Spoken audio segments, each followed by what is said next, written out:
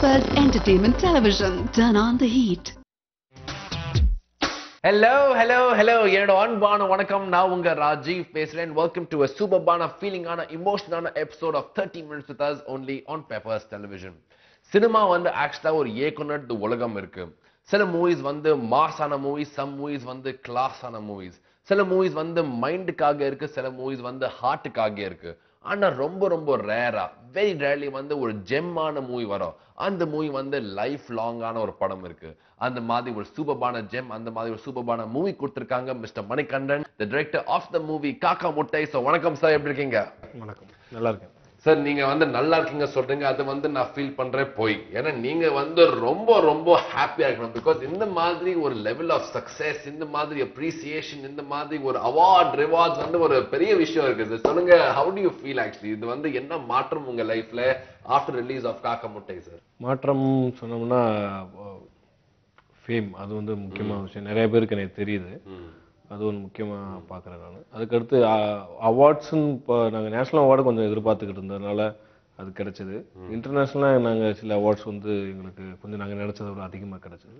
நான் ஒரு ஃபெஸ்டிவலில், ஒரு 2 ஃபெஸ்டிவலில் வந்து அது செலக்ட் ஆனாலே போதும்ன்ற மாதிரி ஒரு இதில் இருந்தேன் நான். இப்பொழுது கிட்டத்தட்ட அது ஒரு 8 ஃபிலிம் ஃபெஸ்டிவலில் வந்து கிராஸ் பண்ணி வந்தது.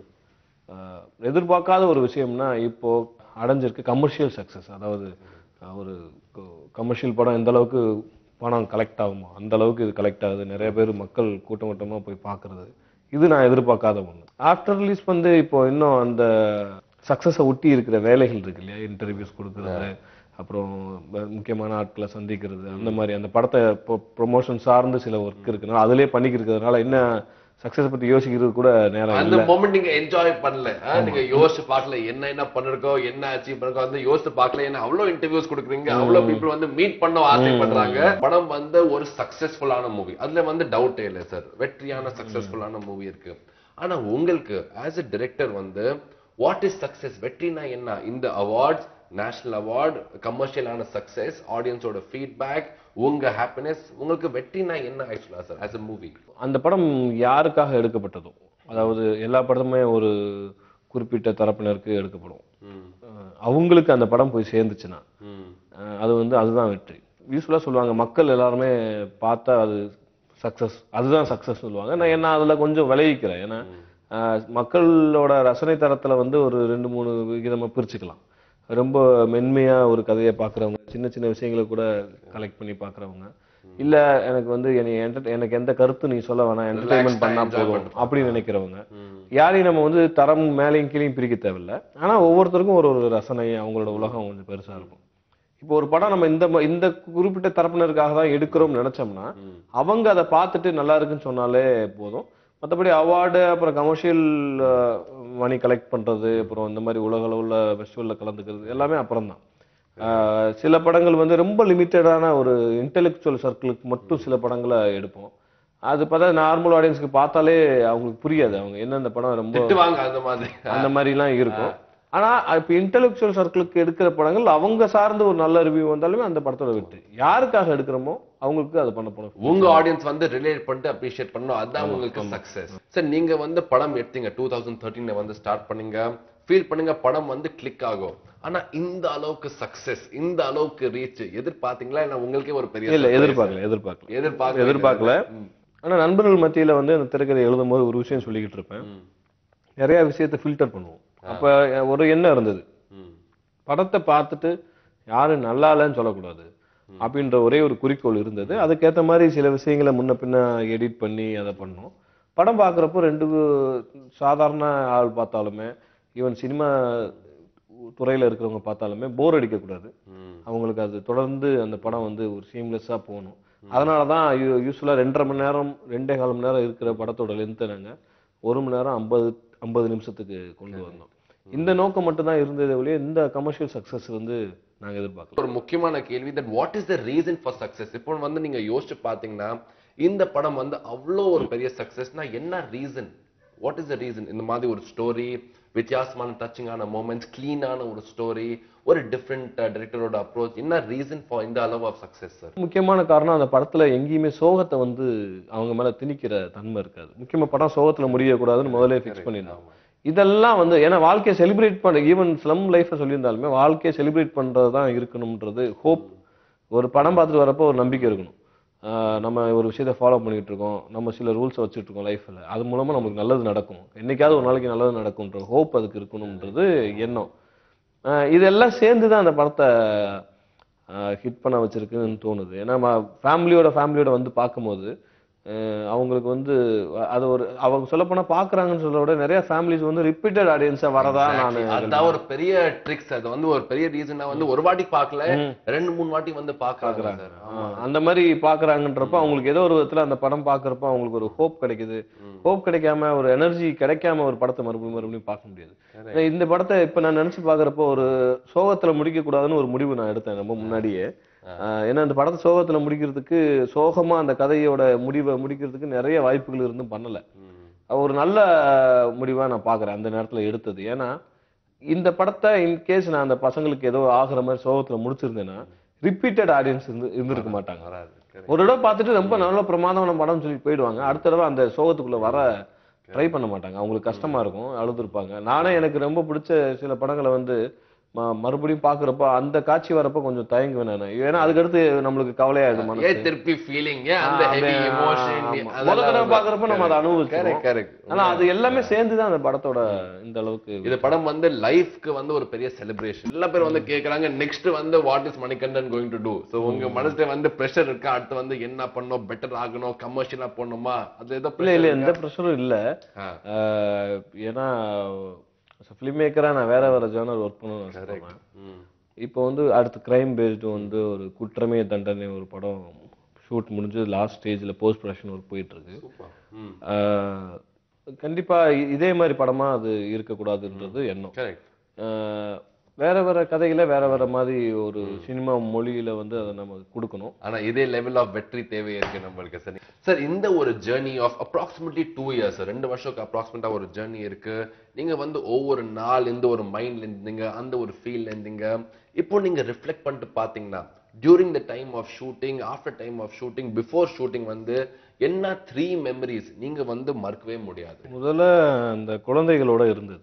எனக்கு கிட்டத்தட்ட ஒரு 6 பசங்க வந்து எப்பயுமே இருப்பாங்க சுத்தி. பசங்களை வந்து நான் என்னோட ஸ்டேட்டாவே என்னோட கண்ட்ரோல்ல வச்சிருந்தேன் நான். அவங்க எங்க போகணும், எப்படி இருக்கணும், என் வீட்லயே இருப்பாங்க. ஆமா, ஆஃபீஸில் தங்கியிருப்பாங்க, எங்க வீட்டில் தங்கியிருப்பாங்க. பெட்ரூம்ல வந்து அப்படியே 6 பசங்க வரிசையா படுத்திருப்பாங்க. அந்த மாதிரி தான் இருந்தாங்க. என் பையன் கூட தான் அவங்க இருப்பாங்க, ஒரே தான் சாப்பிடுவாங்க. அப்ப வீடு எப்பயுமே அப்படியே ஒரு 6 பசங்க வந்து கைன்னு அப்படியே வந்துட்டு போய்கிட்டு இருப்பானுங்க. அந்த ஷூட் முடிஞ்சு அவங்களை அனுப்பினோடனே டக்குன்னு வீடு எம்டி ஆயிடுச்சு ஒரு இதுல. அதுக்கு பிறகு அப்புறம் என்ன பண்ணோம், வீக்லி ஒன்ஸ், ஈவன் ஷூட் முடிஞ்ச பிறகு கூட வீக்லி ஒன்ஸ் இந்த வீக்கெண்ட்ஸ் எல்லாம் வந்துட்டு போயிட்டு இருந்தாங்க. எப்பயுமே வந்துட்டு போயிட்டு இருக்காங்க அவங்க. அப்போ குழந்தைகளோட இருந்த அந்த சூழல் வந்து மறக்க முடியாதா இருக்கும். அது ஒரு ஃபேமிலியே ஆயிருக்கு.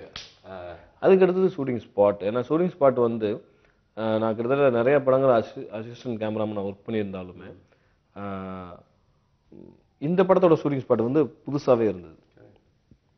ஏன்னா மற்ற ரெகுலராக ஒர்க் பண்ணுற மாதிரி அதில் ஒர்க் பண்ண முடியாது, சின்ன இடம். ஸ்ட்ரீட்ஸ்லாம் வந்து நம்ம மற்ற ஷூட்டிங் ஸ்பாட் மாதிரி கண்ட்ரோல் பண்ண முடியாது. அதனால் அந்த shooting spot whole shooting process இருக்குல்ல, லொக்கேஷன்ல போயிட்டு கேமரா வச்சு ஷூட் பண்ற மெத்தட், ரோட்ல எல்லாம் ஷூட் பண்றது, ஸ்ட்ரீட்ஸ்ல ஷூட் பண்றது, இந்த டாகோட அதுக்காக வெயிட் பண்ணி ஷூட் பண்றது, இதெல்லாம் கொஞ்சம் மறக்க முடியாது. இன்னொரு படத்துல இந்த மாதிரி வாய்ப்பு வருமானு தெரியல, அதுக்கான கதைக்களமும் அமையுமான்னு தெரியல. ஆனா இது வந்து அதோட எக்ஸ்பீரியன்ஸ் ரொம்ப பேஷன்ஸ் தேவை இருக்கு. சில வாட்டி வந்து இரிட்டேட் ஆகும், கோவம் வரும், அதெல்லாம் வச்சு நம்ம வந்து ஸ்கிரீன்ல நம்ம வந்து கரெக்டா காமிக்கணும். அது வந்து ரொம்ப கஷ்டமான விஷயம்.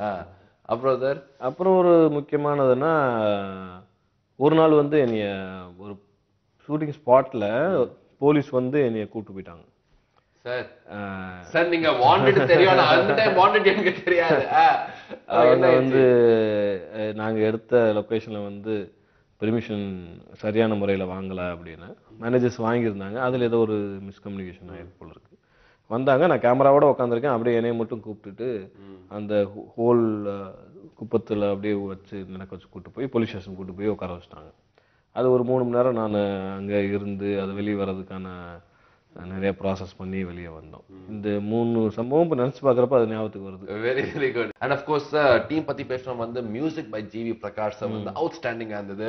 ஸோ இதுதான் ஒரு ஃபேமஸான நேம் இருந்தது படம்ல வந்து மியூசிக் பை ஜிவி பிரகாஷ் அந்த டைம்ல அதுதான் ஃபேமஸா இருந்தது. Tell me working with GV Prakash எப்படி இருந்தது சார்? ஜிவி பிரகாஷ் என்னோட ஷார்ட் ஃபிலிம் பார்த்துட்டு அவரே வந்தார். அவரை நாங்கள் அப்ரோச் பண்ணல. அவரே வெற்றிமாறன் சார் ஃபோன் பண்ணி நான் மணியோட படத்துக்கு எவ்ரிபடி வந்து உங்களுக்கு தான் அப்ரோச் பண்ணாங்க. ஆமாம், அவர் தான் பண்ணார். நாங்கள் ஏன்னா எதனாலனா ஜிவி சாரோட சம்பளம் வந்து எவ்வளவுன்னு தெரியும். ஏன்னா நாங்கள் முதல்ல இந்த ப்ரொடக்ஷன் டிசைன் பண்ணுறப்போ அவருக்கு சம்பளம் கொடுக்குற அளவுக்கு எங்ககிட்ட அந்த இது இல்லை, பிளானே இல்லை. அப்புறம் அவர் என்ன சொன்னார், இல்லை எனக்கு சம்பளம் வேண்டாம் நான் பண்ணுறேன்னு சொல்லிட்டு அவர் வந்து பண்ணார். அவர் சம்பளம் வாங்கிக்கல அந்த படத்துக்கு. அதில் ஜிவி சார்கிட்ட என்ன ப்ளஸ் என்னன்னா, அவர் ஃபர்ஸ்ட் டைம் வரும்போதே நான் இந்த படத்தில் வேற மாதிரி இதுவரையும் பண்ணாத ஒரு பேக்ரவுண்ட் ஸ்கோர் ஒரு ஒரு ஸ்டைல் பிடிக்கணும், நீங்கள் வந்து அதுக்கு பண்ணலாம் அப்படின்னு சொன்னதுனால தான் மற்ற படங்களுக்கும் இந்த படங்களுக்கும் பெரிய வித்தியாசம் இருக்கும் அவர் பண்ணது. ஆமா நிச்சயமா. சில பேர் வந்து இப்போ கம்ப்ளைண்ட் பண்றாங்க சினிமா வந்து ஒரு பிசினஸ் ஆயிருக்கு. ஆனா நீங்க ப்ரூவ் பண்ணிருக்கீங்க சினிமா வந்து இப்போ கூட வந்து ஒரு நல்ல art sir. Talking about special நான் வந்து அஃப் கோர்ஸ் ஸ்பெஷல் அப்பியரன்ஸ் கூட இருக்கு சார் படத்துல வந்து.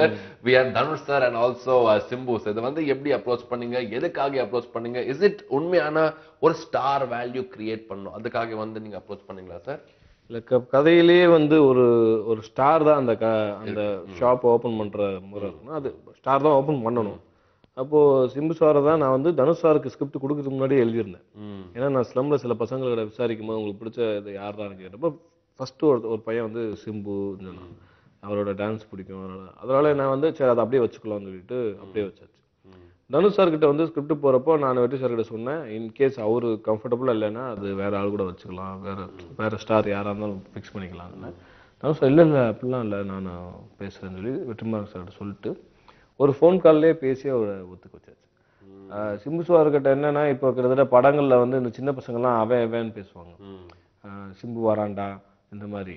நான் வந்து யதார்த்தமாக நம்ம எல்லாருமே நடிகர்களில் வந்து பெரிய சீனியர் நடிகர்களில் கூட நம்ம அப்படிதான் பேசிக்கிறோம். அதனால அப்படியே இருந்தா நல்லா இருக்குதுன்னு அதுக்கும் அவர் ஒத்துக்கிட்டாரு. அவர் சரி அதெல்லாம் ஒன்றும் பரவாயில்ல, சின்ன பசங்க பேசட்டும் அப்படின்னு சொல்லிட்டாரு.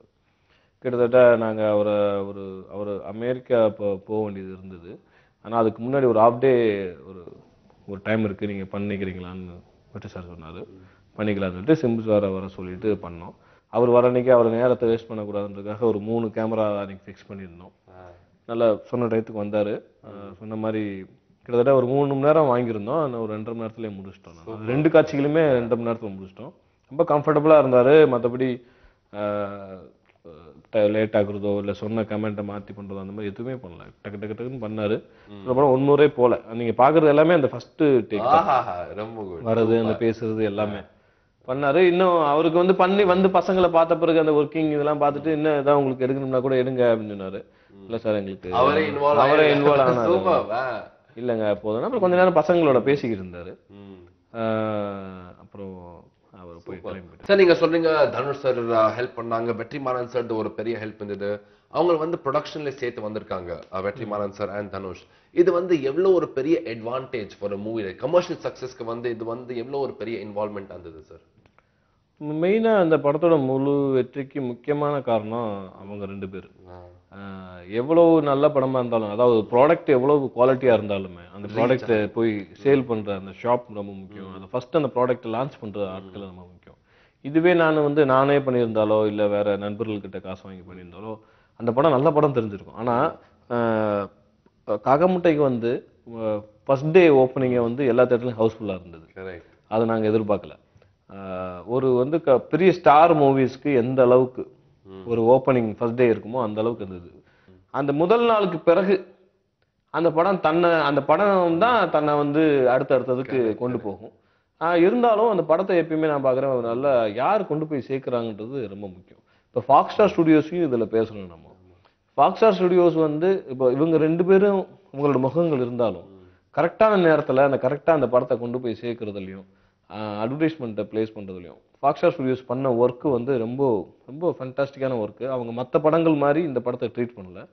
ரொம்ப அழகாக அதை கொண்டு போய் சேர்த்து ப்ரெஸ் மூலயமா சேர்த்து மக்கள்கிட்ட சேர்த்து அழகாக கொண்டு போய் ரொம்ப ஆடம்பரம் இல்லாமல் ஒரு பெரிய ப்ரொமோஷன்ஸ் இல்லாத மாதிரி வெளியே இருக்கும். ஆனால் அவங்க மறைமுகமாக அதை வேற ஏன்னா எல்லாருமே அதை பற்றி பேசிக்கிட்டே இருக்கிறதுக்கு என்ன பண்ணணுமோ அதை பண்ணிக்கிட்டே இருந்தாங்க. அதனால அந்த மார்க்கெட்டிங் மெத்தடும் ரொம்ப ரொம்ப நல்லா ஓவரா பண்ணல, ஆனா ரொம்ப நல்லா ஜென்டிலா மெசேஜ் வந்து ரீச் ஆயிருக்கு. அது வந்து ரொம்ப அழகா பண்ணிருக்காங்க. Sir of course now let's talk about the two heroes of the movie sir. ஆக்சுவலா ஹீரோஸ் நான் வந்து எப்பவுமே யோசிப்பாங்க பெரிய பெரிய ஹீரோஸ். ஆஃப் கோர்ஸ் நம்ம ரெண்டு பாய்ஸ் ரமேஷ் அண்ட் விக்னேஷ். சொல்லுங்க சார் அபௌட் தேர் பெர்ஃபார்மன்ஸ் வந்து எப்படி இருந்தது when you look back at working with them, thinking about them, எப்படி இருந்தது sir working with Ramesh and Vignesh? வேற யாரும் வந்து நான் ஃபீல் பண்ண சூட் இருக்காது. nobody else can suit that role. Sir நீங்க வந்து tell me about Ramesh and Vignesh. Ramesh விக்னேஷை வந்து ரெஃபரன்ஸுக்காக எடுத்தோம் ஃபோட்டோஸ். அப்புறம் அவங்களோட பெர்ஃபார்மன்ஸ் வந்து அவங்கள பெர்ஃபார்ம் பண்ண வைக்கிற எண்ணமே இல்லை. வேற பசங்களை ட்ரை பண்ணி பார்க்குறப்ப அவங்க நல்லா பெர்ஃபார்ம் பண்ணலை. இந்த பசங்களை கூப்பிட்டு அவங்கள வந்து பேச சொன்னா நல்லா பேசுறாங்க, ஆனா கேமரா வச்சா அந்த ஒரு பயம் வந்து கான்சியஸ் இருந்துச்சு. அதனால அவங்கள ஒரு 2 months வந்து ட்ரெயின் பண்ணோம். ட்ரைனிங் ஆக்டிங்கான ட்ரைனிங் இல்லை, ஜென்ரலாக அந்த பசங்க எப்படி கேமரா முன்னாடி நிற்கணும், எப்படி ஃபேஸ் பண்ணணும், டைலாக்ஸ் எப்படி ஞாபகம் வச்சுக்கணும், இந்த மாதிரி விஷயங்கள்லாம் சொல்லி கொடுத்தோம். 6 பசங்களை பண்ணோம், அதில் 2 பசங்களை சூஸ் பண்ணோம். அப்புறம் அவங்கள வச்சு மறுபடியும் டெஸ்ட் ஷூட்டும் ரிஹர்சல்ஸும் எடுத்தோம். அதாவது இது தனி அது தனி, அது ஒரு மாதம் போச்சு.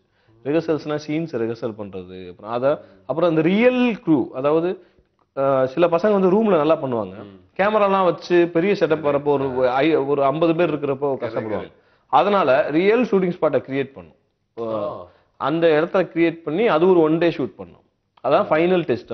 அவங்க வந்து ஒரு கம்ஃபர்ட் ஆயிடுவாங்க அந்த ஒரு ஷூட்டிங். ஆமா, அதெல்லாம் பண்ணி அதை கட் பண்ணி போட்டு பார்த்து ஃபைனல் பண்ண பிறகுதான் ஷூட்டிங்கே போனோம். கிட்டத்தட்ட அதுவே ஒரு 3.5 months ஆச்சு. So to bring the two actors on board itself வந்து ஒரு பெரிய படம் மாதிரி இருந்தது. அவ்வளோ நீங்க ட்ரெயின் பண்ணீங்க, அவ்வளோ ஒரு ரிஹர்ஸ் பண்ணீங்க, ஒரு கம்ஃபர்ட் கொடுத்தீங்க. அது வந்து ஒரு பெரிய விஷயம் சார், ரொம்ப ரேரான விஷயம். தீஸ் டேஸ் வந்து ரொம்ப ரேரா இந்த மாதிரி விஷயம் பண்றாங்க சார். இந்த படம் வந்து ஒரு பெரிய வெற்றி இருக்குன்னு, இந்த வெற்றிக்கு ஆல்சோ ஒரு ரீசன் வந்து நம்ம மக்கள் சார், நம்ம ஆடியன்ஸ் வந்து ஒரு பெரிய ரீசன் இருக்கு ஃபார் தி சக்சஸ். அவங்களுக்கு வந்து ஒரு குவிக்கான பாய். நான் இவ்வளவு இந்த மாதிரி ஒரு படம் எடுத்திருந்தாலுமே எனக்கு ஒரு நம்பிக்கை ரொம்ப குறைவாகவே இருந்தது. வெகுஜன மக்கள் வந்து இது எப்படி பார்ப்பாங்க அப்படின்ற எண்ணம் இருந்தது. நான் உங்களுக்கு ஒரு சர்ப்ரைஸ் கொடுத்துருக்கேன்னா, நீங்கள் எனக்கு பதிலுக்கு கொடுத்த சர்ப்ரைஸ் வந்து இந்த மாதிரி இந்த படத்தை கமர்ஷியலாக அவ்வளோ சக்ஸஸ் பண்ணது. என்னை மாதிரி ஃபிலிம் மேக்கர்லேருந்து இன்னும் நிறைய பேருக்கு வந்து அது இந்த மாதிரி படங்கள் எடுக்கிறதுக்கும் தொடர்ந்து முயற்சிகள் நடந்துக்கிட்டே இருக்கிறதுக்குமான ஃபவுண்டேஷனே மக்கள் தான். மறுபடியும் மக்கள் தான் ப்ரூவ் பண்ணியிருக்காங்க எங்களுக்கு ரசனை எந்த அளவுக்கு உயர்வாக இருக்குது, நாங்கள் எந்த அளவுக்கு அடுத்த படங்களை வந்து ஃபைனாக பண்ணணும்ன்றத. அதற்கு ஃபஸ்ட்டு மனமார்ந்த நன்றி. மறுபடியும் இதே மாதிரி முயற்சிகள் வந்து வேறு வேறு இயக்குநர்கள் பண்ணிக்கிட்டு தான் இருக்காங்க. அடுத்தடுத்த வர படங்கள் வந்து இதே மாதிரி முயற்சியில் நிறையா படங்கள் வருது. இதுக்கு கொடுத்த அதே சப்போர்ட்டை அந்த படங்களுக்கும் கொடுக்கணும். அப்போ தான் அது ஒரு தரமான ஒரு சினிமாக்கள் ஒரு பக்கம் வந்துக்கிட்டே இருக்கும். கமர்ஷியல் படம் பார்க்குறத பற்றி நான் எதுவுமே சொல்லலை. இந்த மாதிரி படங்களுக்கு உங்களால் முடிஞ்ச சப்போர்ட்டை பண்ணணும்.